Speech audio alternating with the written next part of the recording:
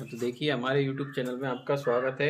हमने पिछली वाली वीडियो हमारा बनाई थी तो उनमें हमने पहला चैप्टर चालू किया था और उसमें आपने देखा होगा कि हमने पुष्प के बारे में बता दिया, पुष्प की संरचना पढ़ा दी, ठीक है। और पुष्प के जो नरजन्नांग मादाजन्नांग संरचना थी उनके बारे में भी बता दिया, ठीक है। अब हम चर्चा करते हैं। देखिए पुष्प के जो नरजन्नांग संरचना होती है, कौन सी? पुष्प की नरजन्नांग संरचना का जो हमारा कौन सा भाग था? पराग कोश वाला, पुंकेसर वाला, ठीक है। पराग कोश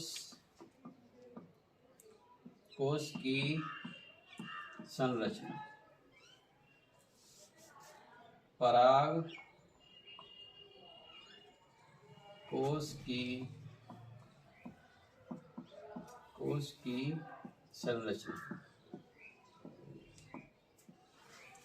पराग कोश की संरचना। तो देखिए अब हम पराग कोश की संरचना में सबसे पहले तो हम पराग कोश की संरचना, तो ये किसकी संरचना है हम सबसे पहले ये बताते हैं। तो जो हमारा नरजन्नांग वाला भाग था, जो पुंकेसर, इस प्रकार से हमारा जो भाग था पुंकेसर वाला, उसके बारे में हम क्या कर रहे हैं? चर्चा। तो देखिए उसकी पराग कोश की संरचना बनाई हमने। इसके भाग पढ़े थे पुंकेसर के, ये था पुतंतु और ये थी हमारी पराग कोश। अब इस पराग कोश को क्या किया हमने? अनुप्रस्थ काट दिया और उसका ये क्या है? चित्र है, ठीक है। अब उसको इस प्रकार से काटा तो उसमें पराग कोश में कितनी पालियां थी? 2 पाली। अब 2 पालियों को काटा तो ये कितने भागों में बट गई? इसके कितनी लघु बीजांडदानी बन गई? 4, ठीक है। देखो एक पाली तो ये इधर हो गई और एक पाली ये हो गई, इसको काटा जब, ठीक है। अब इसमें हम इसकी संरचना के बारे में जो पढ़ते होती है उसमें विभिन्न प्रकार की, उसके बारे में अपन चर्चा करते हैं। तो देखिए ये हमारी होगी इस प्रकार से, क्या होगी ये संरचना? हमारी पराग कोश की संरचना। अब पराग कोश की संरचना में हम बताते हैं आपके लिए कि सबसे बाह्य परत होती है वो कौन सी परत होती है? तो इसकी 4 परत होती है। कितनी? 4। कितनी परत होती है? 4 परत होती है। तो सबसे बाहर होती है अधिचर्म। कौन सी हो रही है? अधिचर्म, ठीक है, जिसको बोलते हैं एपिडर्मिस। दूसरी होती है अंतःचर्म। कौन सी होती है? अंतःचर्म, जिसको अंतःथीसियम बोलते हैं। उसके बाद है तीसरी अपन की मध्य परत। और चौथी है अपन की कौन सी? टेपिटम, जिसको अपन बोलते हैं पोष स्तर। कौन सी? टेपिटम, ठीक है। अब इसके बारे में बताते हैं। तो सबसे पहले हम अधिचर्म के बारे में बताते हैं। तो जो इसके बाहर जो सबसे बाहर परत होती है, एक कोशिकीय परत होती है। ये कौन सी परत होती है? ये वाली एक कोशिकीय परत होती है। कैसी होती है? एक कोशिकीय परत होती है, ठीक है। और ये कैसी होती है? तो इसका आकार होता है ढोलकाकार। कैसा होता है? इसकी जो कोशिकाएं होती है उनका आकार होता है ढोलकाकार। और इसके ऊपर एक बाह्य परत और पाई जाती है, ठीक है। क्या पाई जाती है? बाह्य परत, जिसको बोलते हैं अपन क्यूटिकल। क्या बोलते हैं? Cuticle, clear. तो कौन सी परत पाई जाती है? और ये परत क्या करती है? जो बाह्य आघातों से या बाह्य आघातों से क्या करती है? पराग कोश की सुरक्षा प्रदान करती है, ठीक है। उसके बाद है हमारी अंतःचर्म। तो जो अंदर वाली जो एक कोशिकीय परत होती है, इसके अंदर वाली ये वाली परत, ठीक है, जो इसके नीचे वाली ये वाली परत है, ये वाली, तो ये कौन सी होती है? अंतःचर्म होती है, ठीक है, एक कोशिकीय परत। अब इसके जो पार्श्व भाग होते हैं और आंतरिक भाग होते हैं, कौन से? ये वाले पार्श्व वाले और आंतरिक भाग होते हैं। उस पर क्या पाया जाता है? एल्फा सेलुलोज का जमाव। क्या पाया जाता है? एल्फा सेलुलोज का क्या पाया जाता है? जमाव। कौन सी परत पर? अंतःचर्म पर। कौन सी पर? अंतःचर्म पर क्या पाया जाता है?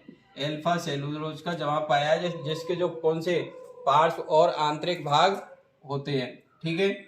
और इसके जो पिछले वाला भाग होता है, बाह्य भाग होता है, उस पे अल्फा सेलुलोज का जमाव नहीं पाया जाता है। और चारों ओर को ढकने का काम कौन कौन सी परतें करती है? तो हमारी ये एक तो अधिचर्म है और एक ये अंतःचर्म है। ये चारों ओर से पराग कोश को ढकने का या आवृत करने का काम करती है। देखो ये चारों तरफ फैली रहती हैं इसके, और इसी प्रकार की संरचना है इस पराग इस लघु बीजाणु धानी के साथ होती है, ऐसी इसके साथ होती है। ठीक है, उसके बाद है हमारी मध्य परत। ठीक है, तो देखिए जो बीच में पाई जाती है किसके, अंतःचर्म के अंदर पाई जाने वाली परत को क्या कहते हैं, मध्य परत कहते हैं। ठीक है, और ये कितने स्तर की होती है मध्य परत, ये वाली, तो ये होती है 2 से 3 कोशिकीय होती है। कितनी, 2 से 3 स्तरीय होती है। लेकिन इसकी जो कोशिका भित्ति होती है वो कैसी होती है, कमजोर होती है। तो ये नष्ट होकर के ये कुछ दिन बाद ही क्या हो जाती है, नष्ट हो जाती है। कौन सी, ये मध्य परत। ठीक है, जो इसके बाद में देखो ये तो अपन की कौन सी थी, टेपिटम वाली। ठीक है, ये अंदर वाली ये तो क्या है हमारी टेपिटम परत। ठीक है, अब उसके ये मध्य परत क्या हो जाती है, नष्ट होकर के, और इसके जितने भी भाग होते हैं किसके, मध्य परत के, जिसमें जो भी कार्बोहाइड्रेट वगैरह जितने भी भाग है वो किस में चले जाते हैं, उसके जो भी पदार्थ होते हैं वो अंदर टेपिटम के अंतर्गत चले जाते हैं। किसके अंतर्गत चले जाते हैं, इस टेपिटम के अंतर्गत चले जाते हैं। ठीक है, इस टेपिटम के अंतर्गत चले जाते हैं। अब हमारी जो सबसे आंतरिक परत होती है उसको क्या कहते हैं, टेपिटम कहते हैं या पोष स्तर कहते हैं। ठीक है, क्या कहते हैं, टेपिटम या पोष स्तर कहते हैं। ये भी कैसी होती है, टेपिटम एक कोश की होती है। देखो ये वाली अपन की परत है, ये कौन सी है, टेपिटम। ठीक है, ये कौन सी है, टेपिटम। ठीक है, अब ये क्या है, बहुत सारे विभिन्न पदार्थों का स्रावन करती है, और इसमें बीच में क्या पाए जाते हैं, केंद्रक पाए जाते हैं। क्या पाए जाते हैं, इसके बीच में केंद्रक पाए जाते हैं, बहुत बड़े केंद्रक होते हैं। ठीक है, क्या पाए जाते हैं, केंद्रक।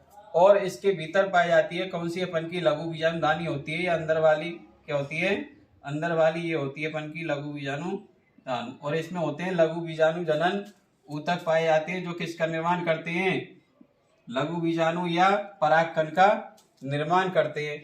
ठीक है, तो इस प्रकार से देखो ऐसी संरचना, इस प्रकार की संरचना ये चारों लघु बीजाणु धानी होती है, ऐसी सभी में होती है ये संरचना।